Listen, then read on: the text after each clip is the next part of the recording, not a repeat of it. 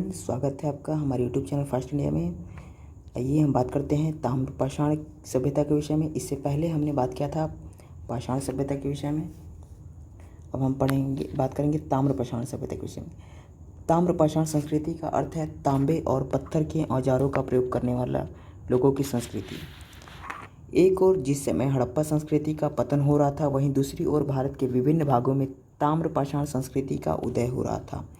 2200 ईसा पूर्व से 2000 ईसा पूर्व के बीच राजस्थान के दक्षिण पूर्वी भाग के आहार एवं गिलुंद से ताम्र पाषाण युग के प्रमाण प्राप्त हुए हैं। आहार राजस्थान के बनास घाटी में स्थित है। यहाँ गणेश्वर स्थल से तांबे का प्रयोग आहार के लोगों ने किया। आहार से तांबे की वस्तुएं अधिक मात्रा में प्राप्त हुई, इसीलिए आहार को ताम्रवती भी कहा जाता है। गिलुंद से पत्थर के फलकों के उद्योग पाए जाने का प्रमाण मिलता है, जिससे पता चलता है कि यहाँ पत्थर के उपकरण बनाए जाते थे। आहार की ताम्र पाषाण संस्कृति 1500 ईसा पूर्व तक चला। 2200 ईसा पूर्व में मध्य प्रदेश के मालवा में ताम्र पाषाण संस्कृति का उदय हुआ। यहाँ की संस्कृति 2 चरणों में विभाजित है। पहले चरण को कायथा संस्कृति और दूसरे चरण को मालवा संस्कृति कहा जाता है। महाराष्ट्र में भी ताम्र पाषाण जोरवे संस्कृति का उदय हुआ, जो यहाँ के ठेठ देशी संस्कृति थी। यह गोदावरी की सहायक नदी प्रवरा के किनारे बसा है। जोरवे संस्कृति के प्रमाण अहमदनगर जिले के दायमाबाद, नेवासा और पूना के इनाम गांव तथा चंदौली से प्राप्त हुए हैं। इस संस्कृति की विशेषताएं हैं कांस्य की वस्तुएं। दायमाबाद से कांस्य का बना हुआ एक रथ प्राप्त हुआ है, जिसे मनुष्य के द्वारा खींचा जा रहा है। इसके अलावा यहीं से कांस्य का बैल तथा कुछ अन्य पशुएं भी प्राप्त हुए हैं। यहाँ के लोग गढ़ अर्थात किला बनाकर रहा करते थे। यहाँ पर गोलाकार, वृत्ताकार, आयताकार मकान बनाया जाता था। यहाँ से अनाज का कोठार भी प्राप्त हुआ है तथा मृतकों को उत्तर दक्षिण दिशा में लिटाकर आवश्यक वस्तुओं के साथ दफनाया जाता था। यहाँ कलश शवदान की परंपरा भी थी, अर्थात यहाँ कलश के साथ शव दफनाया जाता था। दक्षिण भारत में भी ताम्र पाषाण संस्कृति का उदय हुआ।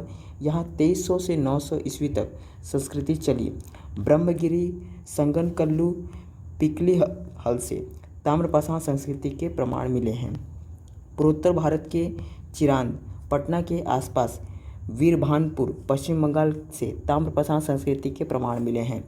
जिस समय भारत के विभिन्न भाग ताम्र पाषाण युग से गुजर रहे थे, इसी समय उत्तर पश्चिम भारत में एक नई संस्कृति का उदय हो रहा था, जो वैदिक संस्कृति के नाम से भी जाना जाता है। ताम्र पाषाण संस्कृति की विशेषता के विषय में हम बात करेंगे।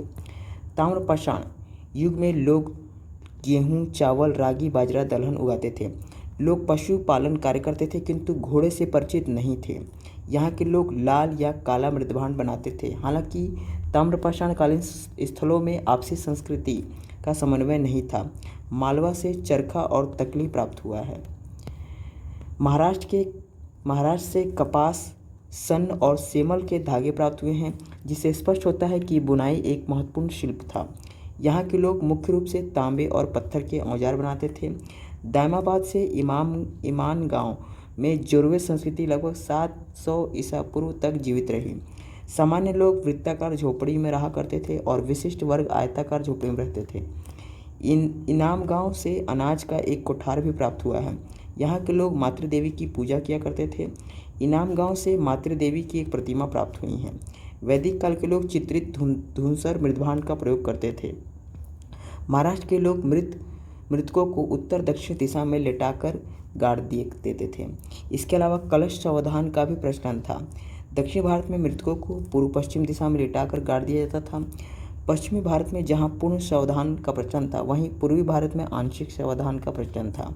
दक्षिण भारत से जो ताम्र पाषाण काल आया, वह नव ताम्र पाषाण काल कहा गया, क्योंकि दक्षिण भारत में नव पाषाण संस्कृति के साथ ही ताम्र पाषाण संस्कृति भी है।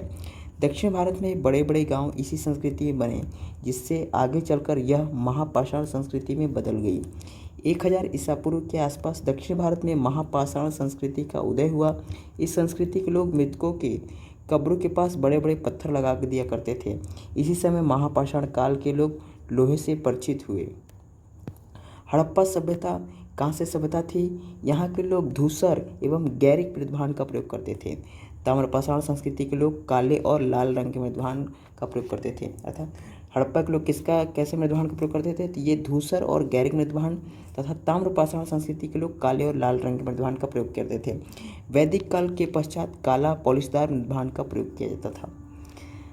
अब हम प्रमुख संस्कृति प्राचीन संस्कृति है उनका अनुमानित काल के विषय में बात करें। प्रमुख प्राचीन संस्कृति एवं अनुमानित काल उनके।